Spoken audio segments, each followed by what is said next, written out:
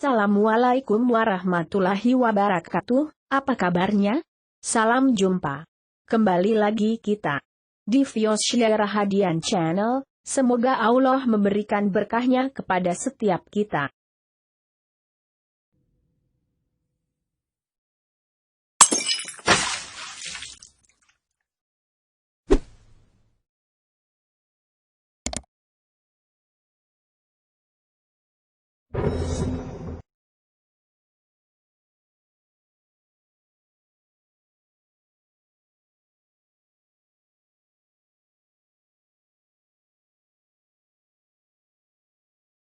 Abdurrahman bin Auf salah seorang di antara 10 sahabat Rasulullah yang dijamin masuk jannahnya Allah yang terkenal dengan kisah kekayaan dan kedermawanannya. Terlahir dari salah satu kabilah yang mulia yakni Zuhrah bin Kilab, pada tahun ke-10 pasca tahun Gajah. Ayahnya bernama Auf bin Abdul Harits dan ibunya bernama Ash-Shifa, keduanya berasal dari kabilah Zuhrah bin Kilab.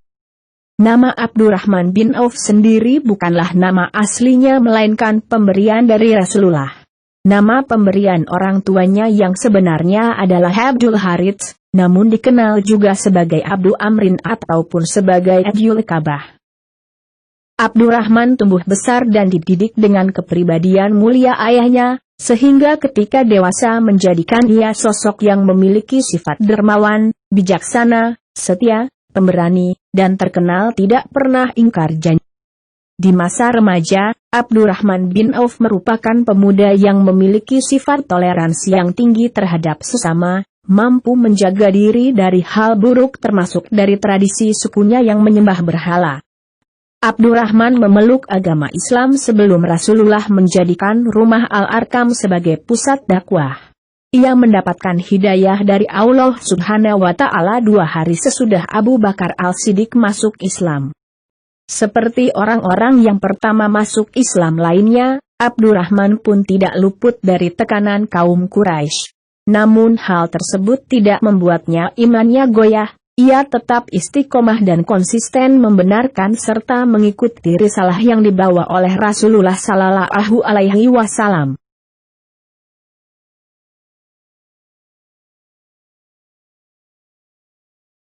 Namun, saat tekanan terhadap Islam semakin meningkat di Makkah, Nabi Muhammad memerintahkan sekelompok sahabatnya untuk hijrah ke Habasyah sekarang menjadi Ethiopia, termasuk dalam kelompok ini adalah Abdurrahman bin Auf. Sementara, kaum kafir Quraisy berusaha membuntuti rombongan ini guna menggagalkan misi tersebut. Setibanya di tempat tujuan, mereka pun diterima Raja Najasyi dalam suatu majelis kerajaan penuh keagungan. Tidak seperti tamu-tamu lainnya, kaum muslimin memasuki majelis kerajaan tanpa mengikuti kebiasaan rakyat setempat, menunduk dan bersujud di hadapan raja yang beragama Kristen itu. Melihat kesempatan ini, pihak kafir Quraisy yang juga hadir berusaha menjatuhkan posisi kaum muslimin di hadapan Raja Najasyi. Namun, juru bicara kaum muslimin yang juga sepupu Rasulullah, Ja'far bin Abi Thalib, tampil menjelaskan, "Agama kami tidak membenarkan bersujud di hadapan selain Allah," jawab Ja'far, pemuda tampan yang juga kakak dari Ali bin Abi Thalib. Rupanya penjelasan ini dapat diterima raja hingga akhirnya kaum muslimin cukup lama tinggal di Habasyah. Setelah para sahabat Rasulullah hijrah, tidak tersisa di Mekah dari kalangan kaum muslimin, kecuali Rasulullah Sallallahu Alaihi Wasallam, Abu Bakar dan Ali radhiyallahu anhuma. 2 sahabat ini tinggal sesuai perintah Rasulullah kepada mereka, seraya menunggu sampai Allah Azza wa Jalla mengizinkan Rasulnya berhijrah. Tepat tanggal 26 Safar 622 Masehi atau tepat 17 Juni, Nabi Muhammad didampingi Sayyidina Abu Bakar As-Siddiq pergi ke Gua Watsur.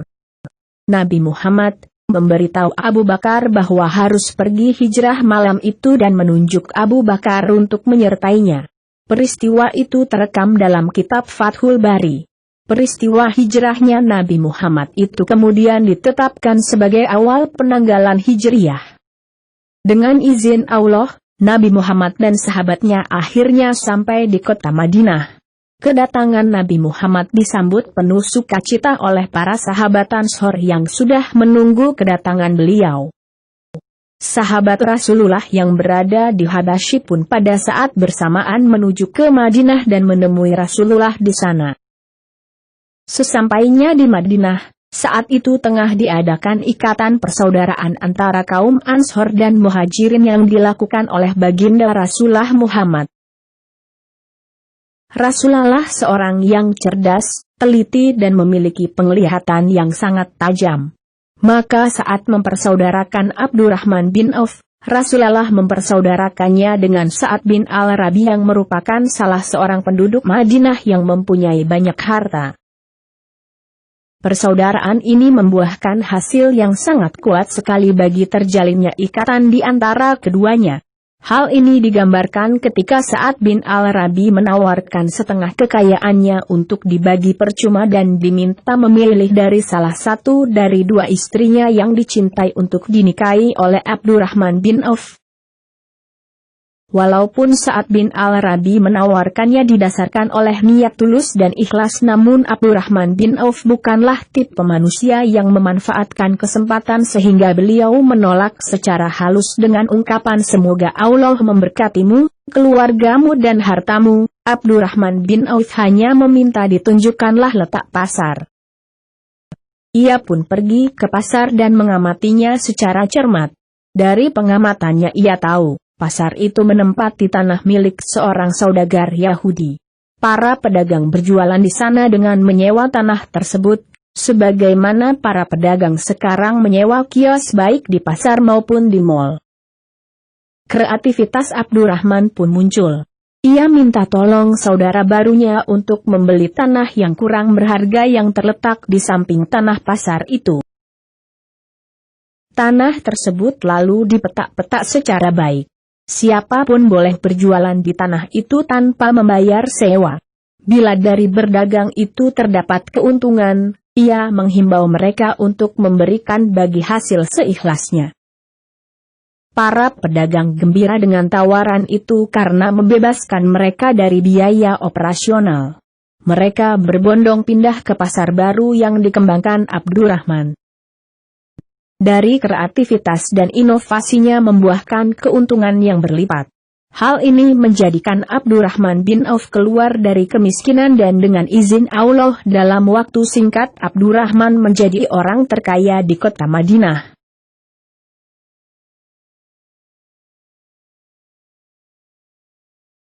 Abdurrahman bin Auf berdakwah di jalan Allah bersama dengan Rasulullah melalui harta dan jiwanya. Beliau memang terkenal dengan kepiawaian dalam bidang perniagaan dan menjadikan bidang niaga sebagai sarana utamanya dalam berdakwah di jalan Allah. Lebih dari setengah hartanya beliau belanjakan di jalan Allah. Hal ini seperti disebutkan Zuhri bahwa Abdurrahman bin Auf menyumbangkan setengah dari hartanya sebanyak 4.000 dirham pada masa Rasulullah Sallallahu Alaihi Wasallam. Kemudian 40 dinar. Kemudian 500 kuda perang di jalan Allah, kemudian 1.500 tunggangan atau rahilah di jalan Allah, dan semua penghasilannya bersumber dari perniagaan. Tatkala Rasulullah ingin melaksanakan perang Tabuk, yaitu sebuah peperangan yang membutuhkan banyak perbekalan, maka datanglah Abdurrahman bin Auf dengan membawa 200 uqiyah emas, dan menginfakkannya di jalan Allah. 1 uqiyah emas sama dengan 29,75 gram emas, 200 uqiyah sama dengan 5,95 kilogram emas, jika rata-rata harga 1 gram emas sama dengan 975.000 rupiah. Jadi total yang beliau sodekohkan kurang lebih 5.801.250.000 rupiah. Sehingga berkata Umar bin Khattab, sesungguhnya aku melihat bahwa Abdurrahman adalah orang yang berdosa karena dia tidak meninggalkan untuk keluarganya sesuatu apapun. Maka bertanyalah Rasulullah kepadanya, wahai Abdurrahman, apa yang telah engkau tinggalkan untuk keluargamu? Dia menjawab, wahai Rasulullah, aku telah meninggalkan untuk mereka lebih banyak dan lebih baik dari yang telah aku infakkan. Apa itu? Tanya Rasulullah. Abdurrahman menjawab, apa yang dijanjikan oleh Allah dan Rasul-Nya berupa rizki dan kebaikan serta pahala yang banyak. Kemurahan hatinya untuk menyumbangkan hartanya di jalan tidak hanya berhenti dengan menyumbangkan setengah dari hartanya, bahkan dalam kesempatan lainnya disebutkan bahwa beliau menyumbangkan keseluruhan hartanya. Hal ini seperti diceritakan oleh Ibnu Abbas radhiyallahu anhu bahwa manakala Abdurrahman bin Auf ditimpa oleh sebuah penyakit, beliau mewasiatkan sepertiga hartanya, maka tatkala sembuh beliau menyumbangkan sendiri dengan tangannya, kemudian berkata, wahai sahabat Rasulullah sallallahu alaihi wasallam, saya akan memberikan sebanyak 400 dinar ke atas semua pasukan Badar. Lalu Utsman dan beberapa orang lainnya datang menemuinya, lalu orang-orang bertanya kepadanya, wahai Abu Umar, bukankah Anda orang kaya? Ia berkata, ini adalah wasiat dari Abdurrahman dan bukan sedekah, dan ia termasuk harta yang halal. Maka ia menyumbangkan sebanyak 150.000 dinar kepada mereka jika harga 1 dinar saat ini 4.203.250 rupiah. Berapa banyak sedekah yang dikeluarkan oleh Abdurrahman bin Auf? Lalu tatkala menjelang malam beliau duduk sendiri di rumahnya, lalu menuliskan sebuah memo untuk dibagikan semua hartanya kepada para muhajirin dan ansar, bahkan beliau menulis bajunya yang dipakainya dalam memo tersebut, dan tidak ada satupun yang disisakannya kecuali dibagikan semuanya kepada kaum fakir. Ketika menunaikan salat subuh di belakang Rasulullah sallallahu alaihi wasallam, turunlah Jibril dan berkata, wahai Muhammad, sesungguhnya Allah berfirman kepadamu, kirimkanlah salam saya buat Abdurrahman dan terimalah semua memonya, kemudian kembalikanlah semua kepadanya dan katakan kepadanya, Allah telah menerima sedekahmu dan ia adalah wakil Allah dan wakil Rasul-Nya, maka kembangkanlah hartanya sesuai dengan kemauan dan kelolalah hartanya sebagaimana yang telah dilakukan sebelumnya, dan ia tidak akan diminta pertanggungjawaban, dan beritahulah kabar gembira, ia dijamin masuk surga. Bukan saja berdakwah dan jihad di jalan Allah dengan harta, namun beliau juga berjihad di jalan Allah dengan jiwa dan raga. Beliau mengikuti pula beberapa peperangan bersama Rasulullah dari perang Badar hingga perang Uhud. Keberaniannya juga nampak tatkala perang Uhud, medan di mana banyak di antara kaum muslimin yang lari, namun ia tetap di tempatnya dan terus berperang sehingga diriwayatkan, ia mengalami luka-luka sekitar 20 sekian luka. Pada tahun ke-6 Hijriah, Rasulullah pernah memerintahkannya untuk memimpin 700 pasukan menuju Daumatil Jandal. Nabi sendiri yang mengenakan surban di kepala Abdurrahman seraya berkata, berjalanlah dengan menyebut nama Allah. Di tempat tujuan ia 3 kali mengajak masyarakat di daerah tersebut untuk memeluk Islam, namun ditolak. Sehingga Abdurrahman dan pasukan melakukan serangan. Pimpinan dari kaum tersebut Al-Ashbag bin Amrin Al-Kulayi yang saat itu beragama Nasrani menyerahkan diri dan masuk Islam.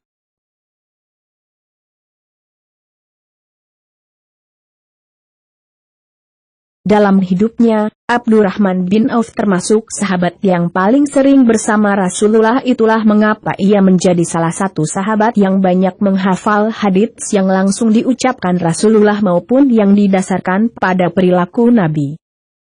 Oleh sebagian sahabat yang lain, Abdurrahman digolongkan sebagai salah satu ulama besar. Ia biasa menjadi fatwa dalam menghadapi situasi yang berlaku saat itu.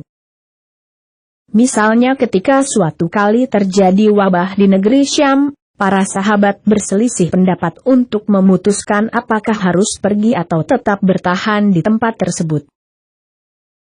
Ketika Abdurrahman tiba dan berkata bahwa ia mengetahui masalah yang terjadi, lalu ia pun membacakan hadits yang mana Rasulullah pernah bersabda, bila di suatu tempat atau daerah terjadi suatu bala, maka jangan kalian semua mendatanginya, dan bila malapetaka terjadi di situ, tempatmu, maka janganlah kalian semua meninggalkannya, tempat itu.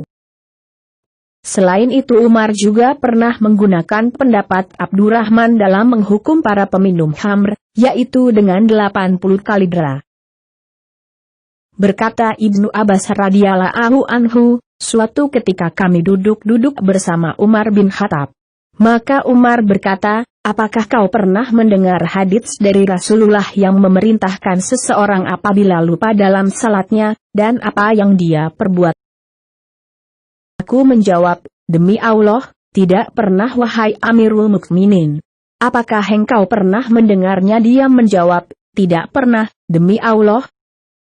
Tatkala kami sedang demikian, datanglah Abdurrahman bin Auf dan berkata, apa yang sedang kalian lakukan? Umar menjawab, aku bertanya kepada Ibnu Abbas, kemudian ia menyebutkan pertanyaannya. Abdurrahman berkata, aku pernah mendengarkan tentang hal itu dari Rasulullah, apa yang kau dengar wahai Abdurrahman? Maka ia menjawab, aku mendengar Rasulullah bersabda, apabila lupa salah seorang di antara kalian di dalam salatnya, sehingga tidak tahu apakah ia menambah atau mengulangi, apabila ragu 1 rakaat atau 2 rakaat, maka jadikanlah 1 rakaat, dan apabila ia ragu 2 rakaat atau 3 rakaat, maka jadikanlah 2 rakaat, dan apabila ia ragu 3 rakaat atau 4 rakaat, maka jadikanlah 3 rakaat. Sehingga keraguannya di dalam menambah, kemudian sujud 2 kali dan dia dalam keadaan duduk sebelum salam, kemudian salam.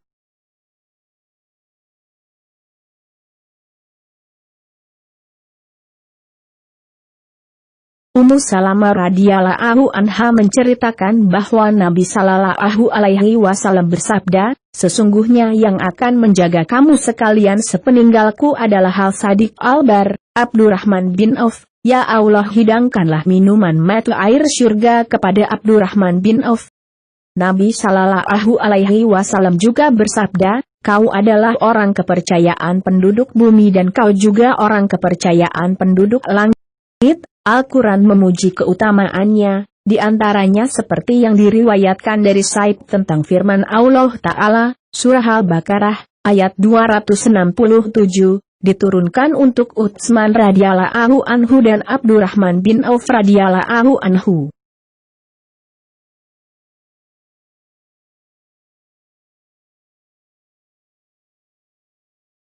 Pada tahun 32 Hijriah, Abdurrahman bin Auf menghembuskan nafas terakhirnya. Ummul Mukminin Aisyah radhiyallahu anha ingin memberikan penghargaan khusus kepadanya yang tidak pernah diberikannya kepada selainnya. Aisyah menawarkan kepadanya, pada saat Ibnu Auf berbaring di atas ranjang kematiannya, untuk dikuburkan di kamarnya di sisi Rasul, Abu Bakar As-Siddiq dan Umar bin Khattab. Tetapi ia seorang muslim yang terdidik dengan sangat baik oleh keislamannya, sehingga ia merasa malu mengangkat dirinya kepada derajat seperti ini. Apalagi ia punya perjanjian yang sangat kuat bersama Utsman bin Maz'un, ketika keduanya mengadakan perjanjian pada suatu hari, bahwa siapa di antara keduanya yang mati belakangan, maka ia dikuburkan di dekat sahabatnya. Ketika ruhnya siap untuk melakukan perjalanan baru, maka kedua matanya mengalirkan air mata, dan lisannya berucap, sesungguhnya aku takut tertahan untuk berjumpa sahabat-sahabatku karena banyaknya harta yang aku miliki, tetapi Allah menurunkan ketentramannya, dan wajahnya berbinar-binar dengan cahaya. Seolah-olah ia mendengar sesuatu yang menyejukkan yang dekat dengannya. Sepertinya ia mendengar suara sabda Rasul di masa lalu, Abdurrahman bin Auf masuk surga.